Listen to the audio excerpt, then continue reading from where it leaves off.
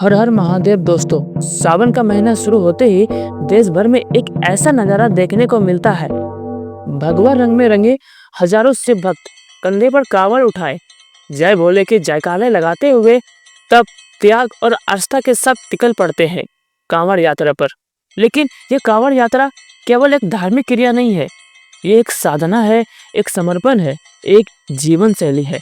आज हम इस वीडियो में जानेंगे कांवड़ यात्रा का इतिहास और महत्व, इसके कितने प्रकार होते हैं, कौन सी यात्रा सबसे कठिन मानी जाती है, हर यात्रा के नियम और अनुशासन, साथ ही कुछ जरूरी सावधानियां जो हर यात्री को पता होनी चाहिए।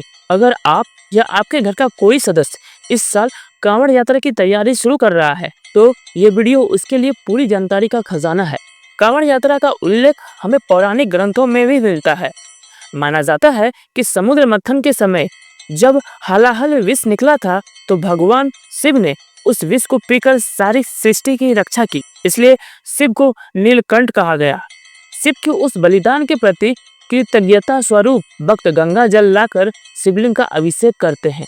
यह यात्रा केवल शरीर की नहीं, आत्मा की परीक्षा भी होती है। इसमें तपस्या है, संयम है, श्रद्धा है और सेवा भी। हर साल सावन के महीने में उत्तर भारत में यह यात्रा एक महापर्व का रूप ले लेती है। देवघर, हरिद्वार, गढ़मुक्तेश्वर, काशी, प्रयागराज, कानपुर, पटना जैसे स्थानों में लाखों लोग इस यात्रा पर निकलते हैं। तो आइए जानते हैं कांवड़ यात्रा के कितने प्रकार होते हैं। उसमें से एक पहला है साधारण कांवड़। इसमें भक्त बिना विशेष नियमों के अपनी श्रद्धा के अनुसार यात्रा करते हैं, कभी पैदल तो कभी आंशिक वाहन से। यह उन भक्तों के लिए है जिनकी स्वास्थ्य या दूरी के कारण सीमाएं हैं, लेकिन भावों में कोई कमी नहीं होती। इसमें सामान्यतः 20 से 100 किलोमीटर तक की दूरी तय होती है। दूसरा, डाक कांवड़। यह सबसे तेज और कठिन मानी जाती है। डाक का अर्थ होता है संदेश। जैसे डाक बिना रुके पहुंचती है, वैसे ही डाक कांवड़ में भक्त जल भरने के बाद बिना रुके, बिना आराम किए लगातार शिव मंदिर तक दौड़ते हैं। इसमें गाड़ी, आराम या जल जमीन पर रखने की अनुमति नहीं होती।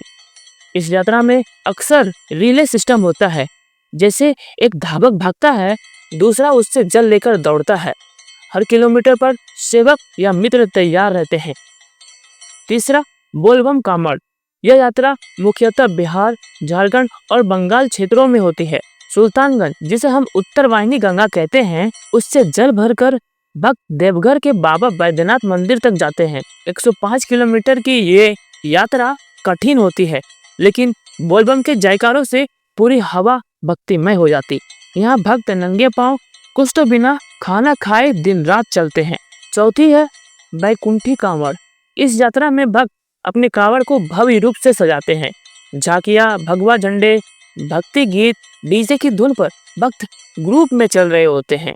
यह खासकर युवाओं में लोकप्रिय है, लेकिन इसका मकसद भी वही है, गंगा जल से शिवलिंग का अभिषेक कराना। भीड़ नियंत्रित करने के लिए प्रशासन इसे नियंत्रित करता है, लेकिन लोगों में जोश जबरदस्त होता है। पांचवा होता है खड़ी कांवड़, सबसे कठिन नियमों वाला यात्रा। यहाँ जल भरने के बाद कांवड़ को एक बार भी जमीन पर नहीं रखना होता है। कई भक्त तो यात्रा से पहले 7 से 10 दिन तक उपवास भी करते हैं। ग्रुप में यह यात्रा होती है जहाँ हर समय कोई ना कोई कांवड़ को थामे रहता है। पग पग नियम, हर सांस में तपस्या, यही इसकी पहचान है। छठा होता है विशेष क्षेत्रीय यात्राएं। त्र्यंबकेश्वर, जो कि महाराष्ट्र की नासिक कांवड़ होती है। ओडिशा में महाशिवरात्रि के समय होने वाली जल यात्रा। नेपाल के पशुपतिनाथ मंदिर की छोटी कांवड़ यात्राएं। चलिए अब बात करते हैं उन नियमों की जो हर शिव भक्त को कांवड़ यात्रा पर पालन करने चाहिए। पवित्रता का पालन। यात्रा के दौरान मांस, मदिरा, तंबाकू, गाली गलौज पूरी तरह से वर्जित है। शुद्ध सात्विक खाना, संयमित वाणी और ब्रह्मचर्य का पालन जरूरी है। जल भरने के बाद उसे जमीन पर रखना अशुद्ध माना जाता है। स्टैंड, सहायक या कंधा, कुछ न कुछ सहारा चाहिए होता है। कांवड़ सेवा शिविर में शुद्ध सात्विक भोजन होता है। कुछ भक्त खुद बनाते हैं। कहीं भी अजनबी या बाहरी जगह से भोजन ना ले। अधिकतर भक्त भगवा वस्त्र पहनते हैं। कुछ लोग शिव की मूर्ति, त्रिशूल या डमरू भी साथ रखते हैं। हर हर महादेव, बोल बम जैसे नारे लगाना भाव जगाता है, लेकिन शांति बनाए रखना भी जरूरी है। पुलिस प्रशासन से सहयोग करें। भक्ति के साथ साथ सुरक्षा भी जरूरी है, तो इन बातों का ध्यान रखना भी बेहद आवश्यक है। शरीर को तैयार करें लंबी यात्रा के लिए। छाता, टॉर्च, बैंडेज, ORS साथ रखें। से भीड़ में सतर्क रहें, विशेषकर बैकुंठी कांवड़ में। प्रशासन की गाइडलाइन का पालन करें, ट्रैफिक नियम ना तोड़ें और वाहन वाले से झगड़ा ना करें।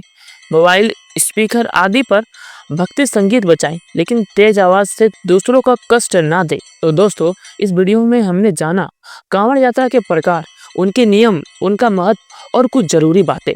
अगर आप इस साल 2025 में कांवड़ यात्रा की सोच रहे हैं तो पूरी श्रद्धा और नियम के साथ जाएं। शिव अपने हर भक्त को देखते हैं और उनकी भावना को स्वीकार करते हैं। कमेंट करके बताएं आपने कौन सी कांवड़ यात्रा की है या करने की सोच रहे हैं। वीडियो पसंद आया तो लाइक जरूर करें और अपने दोस्तों और परिवार के साथ शेयर करें और चैनल को सब्सक्राइब करें ताकि ऐसे भक्ति, धर्म और आस्था से जुड़ी जानकारी आपको मिलती रहे। हर हर महादेव, जय भोले, ओम नमः शिवाय।